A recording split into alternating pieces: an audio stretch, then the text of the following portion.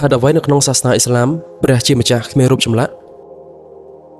សាសនានីមួយៗសុទ្ធតែមានរូបចម្លាក់តំណាងឲ្យទីសក្ការៈរបស់ខ្លួនតែសម្រាប់សាសនាអ៊ីស្លាមពុំត្រូវការរូបចម្លាក់តំណាងឲ្យព្រះជាម្ចាស់ដើម្បីគោរពសក្ការៈទ្រង់ឡើយអល់ឡោះមានលក្ខណៈហួសពីការគិតដល់និងការយល់ដឹងរបស់មនុស្សដែលគ្មានរូបចម្លាក់ណាមួយអាចតំណាងឲ្យលក្ខណៈសម្បត្តិដ៏ខ្ពង់ខ្ពស់របស់ទ្រង់បានឡើយការបង្កើតរូបចម្លាក់ដើម្បីតំណាងឲ្យអល់ឡោះជាម្ចាស់ជាបាបកម្មដ៏ធំព្រោះទ្រង់មិនស្ថិតនៅក្នុងរូបចម្លាក់នោះឡើយម្យ៉ាងទៀតទោះបីមនុស្សសង់រូបចម្លាក់ដើម្បីតំណាងព្រះជាម្ចាស់ក្តីប៉ុន្តែយូរទៅមនុស្សនឹងលែងគោរពសក្ការៈព្រះជាម្ចាស់តែបែរជានាំគ្នាគោរពសក្ការៈបួងសួងសុំពរជ័យពីរូបនោះទៅវិញដែលទង្វើនេះប្រឆាំងទៅនឹងជំនឿតាវហ៊ីតឯកទេពនិយមចំពោះអល់ឡោះជាម្ចាស់ម្យ៉ាងទៀតព្រះជាម្ចាស់ជាអ្នកបង្កើតមនុស្សលោក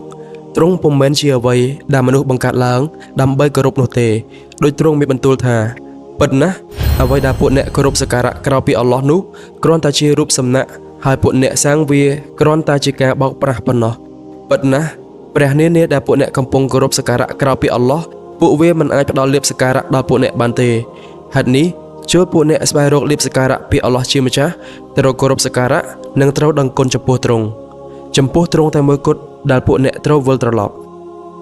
ហេតុនេះហើយមូស្លីមគោរពសក្ការៈទៅកាន់អល់ឡោះជាម្ចាស់ដោយផ្ទាល់ដោយពុំចាំបាច់មានរូបចម្លាក់ឬរូបសំណាកដើម្បីតំណាងឲ្យទ្រង់ឡើយ